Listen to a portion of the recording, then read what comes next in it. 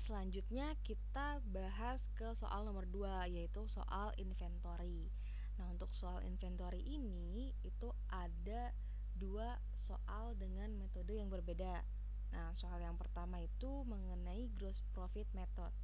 Di sini soalnya, pada bulan November 2020, gudang PT Universe mengalami kebakaran dan 60% dari persediaannya itu rusak. Informasi dari catatan 1 Juni 2020 sampai dengan terjadinya kebakaran adalah sebagai berikut. Nah, ini data-data yang ada itu disajikan dalam jutaan rupiah dari inventory awal sampai purchase discount itu dikasih tahu di soal nih nominal-nominalnya. Terus diketahui juga bahwa besarnya dari laba kotor adalah 1/3 dari cost of goods sold. Terus di sini diminta hitunglah kerugian akibat kebakaran tersebut. Nah, untuk mencari berapa besarnya kerugian itu, kita cari dulu nih cogasnya tuh berapa, cost of goods available for sales-nya tuh berapa. Nah, cost of goods available for sale itu kan didapat dari beginning inventory ditambah dengan net purchase. Nah, kita cari dulu net purchase-nya. Net purchase didapat dari purchase ditambah freight in dikurang dengan purchase return and allowance dikurang purchase discount. Nah, ini angka-angkanya langsung kita masukin aja dari soal. Purchase 3.400, freight in 150, purchase return and allowance 100, purchase discount 180. Ini tinggal kita masukin, maka didapat net purchase-nya itu sebesar 3.270. Nah, sedangkan untuk cogasnya, cost of goods available for sale, itu didapat dari beginning inventory ditambah dengan net purchase. Maka didapat hasilnya 4.870. Nah, setelah kita cari cogas, kita kan belum bisa cari gross profitnya berapa kan? Nah, jadi kita harus cari tahu dulu net sales-nya tuh berapa. Kenapa kita cari net sales? Karena gross profit itu didapat dari net sales dikurangi dengan COGS. Makanya kita bisa nyari gross profit kalau ada COGS atau enggak kalau ada net sales gitu. Nah, net sales-nya kita cari dulu nih. Net sales kan didapat dari sales dikurangi dengan sales return and allowance. Nah, jadi langsung kita masukin aja dari data yang ada di soal. Salesnya 4.500, sales return and allowance-nya 140. Kita total, maka didapat net sales-nya itu 4.360. Nah, untuk cari gross profit-nya, karena kan tadi COGS-nya nggak ada nih, belum ada, maka kita cari pakai net sales. Nih, caranya itu kan sepertiga itu kan 0,33 ya. Gross profit didapat dari net sales dikurangi dengan COGS. Nah, gross profit itu tadi kan di soal itu 1/3 dari COGS. 1/3 itu 0,33, maka 0,33 COGS sama dengan net sales dikurangi dengan COGS. Terus 0,33 COGS ini yang COGS di sebelah kanan kita pindah ruasin ke sebelah kiri, jadi plus 0,33 COGS tambah COGS sama dengan net sales. Maka 1,33 COGS sama dengan net sales. Ini 1,33 didapat dari 0,33 ditambah 1.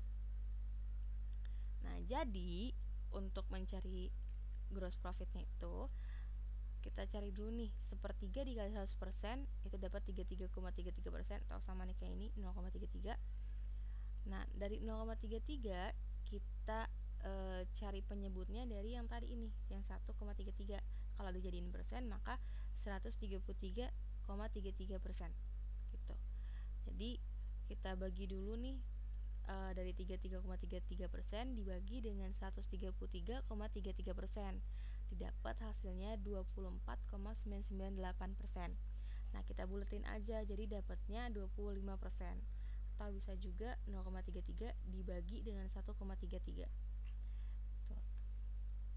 Nah, tadi kan udah dapat kan untuk persentase dari untuk mencari gross profitnya itu berapa kan, percentage of gross profitnya dapat 25%. Nah, 25% kita kalikan ke net sales.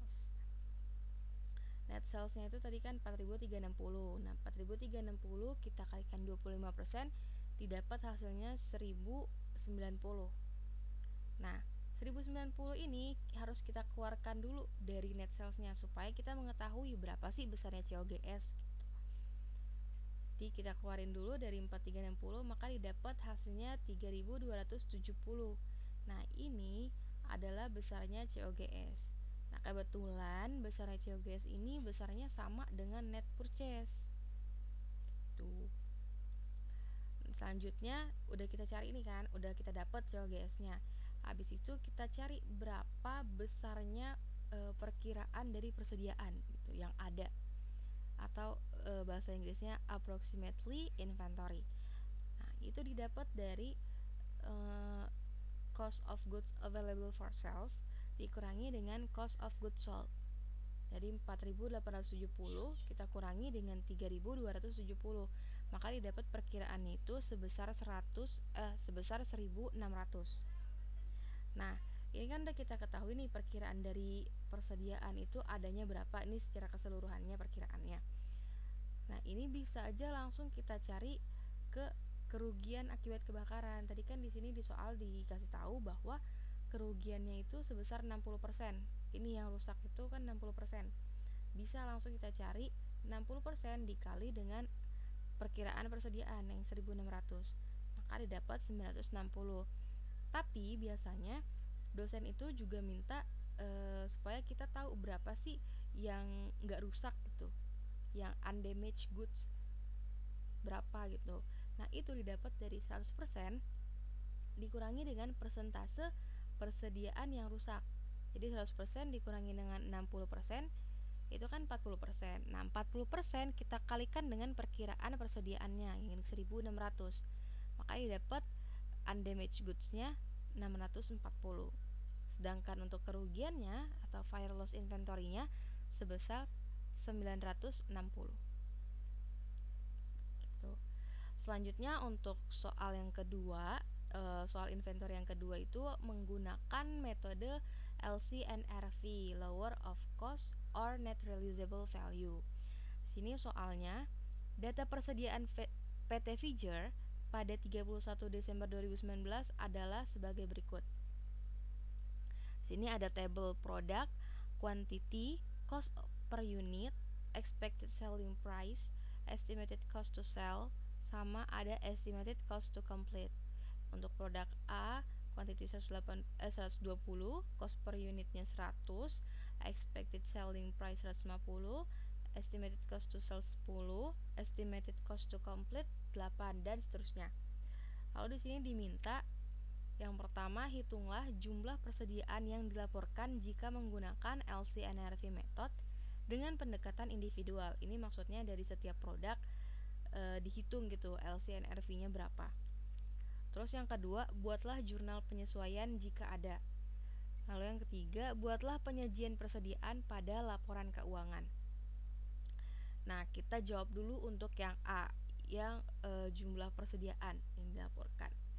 Nah, kita salin dulu nih dari soal itu, dari produk sampai estimated cost to complete. Ini kita salin dulu. Habis itu baru setelah dari table itu kita tambahin table NRV, net realizable value.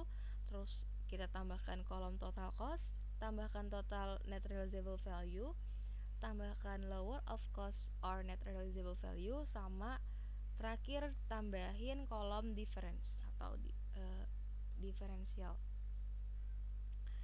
Nah, untuk NRV, untuk kolom NRV itu didapat dari expected selling price dikurangi dengan estimated cost to sell dan dikurangi juga dengan estimated cost to complete. Jadi untuk produk A itu NRV-nya didapat dari 150 dikurangi dengan 10 dikurangi dengan 8. Maka dapat NRV produk A itu 132. Terus untuk produk B, NRV-nya itu didapat dari 80 dikurangi dengan 8 dikurangi dengan 7 didapat hasilnya 65. Lalu untuk NRV produk C didapat dari 180 dikurangi dengan 15 dikurangi dengan 5 didapat hasilnya 160. Selanjutnya untuk total cost itu didapat dari quantity dikalikan dengan cost per unit. Nah, quantity untuk produk A 120, cost per unit produk A 100. Ini kita kalikan 120 kali 100 didapat hasilnya 12.000. Lalu untuk produk B, total costnya itu 100 dikali dengan 50, dapat hasilnya 5.000. Lalu untuk total cost produk C didapat dari 80 dikalikan dengan 120, maka didapat hasilnya 9.600. Nah, total cost ini kita totalin kita jumlah, didapat hasilnya 26.600. Terus selanjutnya kolom total net realizable value. Total net realizable value ini didapat dari quantity dikalikan dengan NRV yang udah kita cari tadi nih, yang dari expected selling price dikurangi dengan estimated cost to sell dikurangi dengan estimated cost to complete. Untuk produk A itu didapat dari 120 dikalikan dengan 132, maka dapat hasilnya 15.840. Lalu untuk produk B itu didapat dari 100 dikalikan dengan 65, maka didapat hasilnya 6.500. Lalu untuk produk C, total NRV-nya didapat dari 80 dikalikan dengan 160, maka didapat hasilnya 12.800. Nah, ini juga ditotalin nih, dari 15.000 sampai 12.000 sekian kita totalin, dapat hasilnya 35.140. Nah, selanjutnya untuk LCNRV, kolom LCNRV itu kan merupakan perbandingan mana nilai yang paling kecil, itulah yang dipilih. Nah, dari total cost dan total NRV untuk produk A yang paling kecil adalah yang 12.000, maka LCNRV-nya itu sebesar 12.000. Lalu untuk produk B, antara total cost dan total NRV yang paling kecil adalah 5.000, maka yang digunakan untuk LCNRV adalah 5.000. Selanjutnya untuk produk C, antara total cost dan total NRV yang paling kecil adalah 9.600. Jadi yang kita gunakan adalah 9.600. Maka kita total didapat hasilnya 26.600. Nah, kebetulan ini total cost dan LCNRV itu besarnya sama, yaitu 26.600. Maka di total difference itu hasilnya 0 semua. Dikarenakan tadi kan besarnya sama semua ya. Jadi dia nggak ada difference, nggak ada perbedaan. Makanya untuk yang B-nya ini, yang jurnal penyesuaian itu tidak ada, dikarenakan difference-nya itu nggak ada. Tuh, tapi kalau misalkan nanti di difference-nya ini ada selisihnya, ada perbedaannya, maka nanti ada jurnal penyesuaiannya. Selanjutnya untuk instruksi yang C, penyajian persediaan pada laporan keuangan, kita sajikan secara parsial. Jadi cuma kita sajikan sebagian. Karena kan di sini kita hanya mengetahui inventory-nya, maka kita masukkan current asset yaitu inventory sebesar 26.600 sesuai dengan total di LCNRV. Nah, di sini kita sajikan dua metode, yang loss method dan juga COGS method. Sebenarnya sama aja kalau untuk penyajian di statement of financial position antara loss method dan COGS method. Tapi ketika disajikan dalam income statement, ini merupakan